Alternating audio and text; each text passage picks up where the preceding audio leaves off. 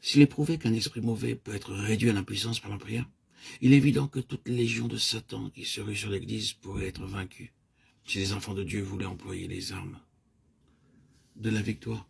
Si tout l'enfer a été vaincu par Christ, l'Église doit à son tour vaincre toutes les forces de l'adversaire et s'affranchir de sa domination.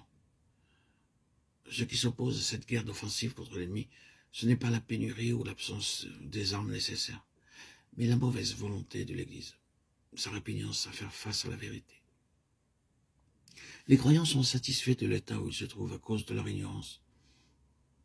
Le bien qu'ils possèdent déjà les aveugle sur le bien plus excellent qu'ils n'ont pas encore et sur les besoins immenses de l'Église. Aussi, pour les obliger à sortir de cet état de paisible satisfaction, Dieu permet que les siens soient passés au crible par l'ennemi, car Satan ne peut agir qu'autant que Dieu le lui permet. Les hommes ne veulent pas d'autre maître que l'expérience. Ils ne veulent apprendre la vérité sur leur état que par l'expérience. Et Dieu permet à l'ennemi de les faire passer par de très douloureux sentiers. L'Église de Christ doit atteindre un parfait développement. Il faut qu'elle soit prête pour le retour du Seigneur. Et Dieu permet à Satan de faire passer ses membres au creuset de l'épreuve. Alors, ils vont de l'avant, ils se développent, ils se décident à combattre les légions de Satan. Ils remportent la victoire par le sang de l'agneau et la parole de leur témoignage, et chassent l'ennemi hors des lieux célestes. Une fois le chemin frayé, l'Église est enlevée au devant de son Seigneur, pour occuper à ses côtés la place qui lui est réservée, et les cohortes angéliques saluent son triomphe du cantique. Ils l'ont vaincu par le sang de l'agneau. Les conceptions erronées des choses divines ne sont pas détruites que par l'expérience. Combien d'enfants de Dieu sont séduits tout en étant convaincus que Dieu les garde. Ils se soumettent aux conditions qui permettent l'action de Dieu, sans comprendre comment Dieu agit. Et ils ne réalisent pas davantage qu'ils peuvent remplir, sans en douter, les conditions qui déterminent l'action des mauvais esprits, puisqu'ils ignorent également les lois qui gouvernent l'action satanique.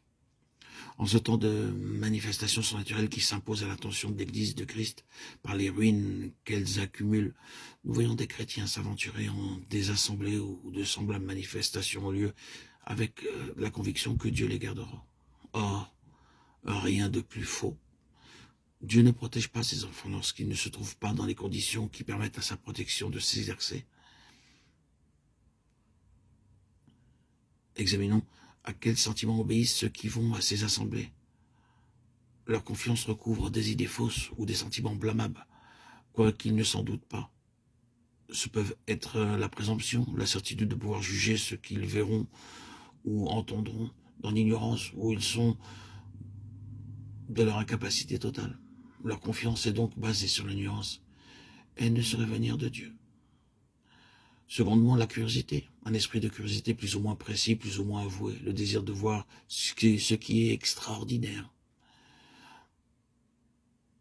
Troisièmement, la volonté très arrêtée d'aller quand même à ces réunions, ces assemblées, ce qui les empêche de s'enquérir vraiment et sans arrière-pensée de la volonté du Seigneur.